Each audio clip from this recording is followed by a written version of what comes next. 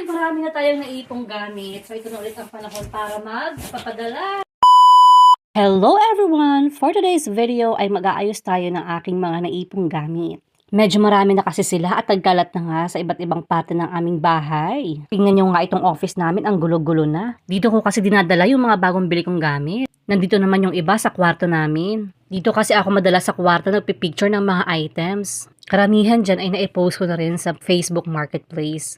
Ito naman yung cabinet sa labas ng aming kwarto. Diyan ko nilalagay ang mga bedsheet, mga kurtina at iba pa. Malapit na rin nga ito mapuno. Ito naman ang sa attic. Damit pang bata ang karamihan dyan pero pagmamayari ng kaibigan ko. Dito naman sa basement yung iba niya pang gamit. Footwears niya yan, size 6. At samot-saring products for the babies. Lahat yan ay for sale.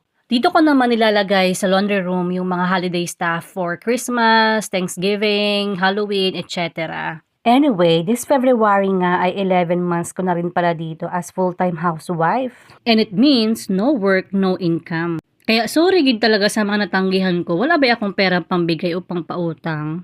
Pero dahil siglay sa raketera ako, ayan, nag-buy and sell tayo dito. Sari-sari nga lang yung mga pinambibili ko, tapos halos lahat dyan ay binibenta ko rin. At yung kita, binibili ko ulit ng panibagong produkto, ganun lang ang cycle. Ito yung paraan ko ngayon para ma-avail ko yung needs and wants ko and at the same time makapagpapackage ako sa Pilipinas. Na hindi na kailangan humingi ng malaking pera kay Mr. para lang makapagpadala, diba? Mahalaga na tayong mga Pinay na may asawang afam ay maging self-sufficient para mas maging maalwan ang buhay natin. Kaya sa mga rakiterang kagaya ko, isang appear naman dyan. Yun lang. Bye! Thank you for watching.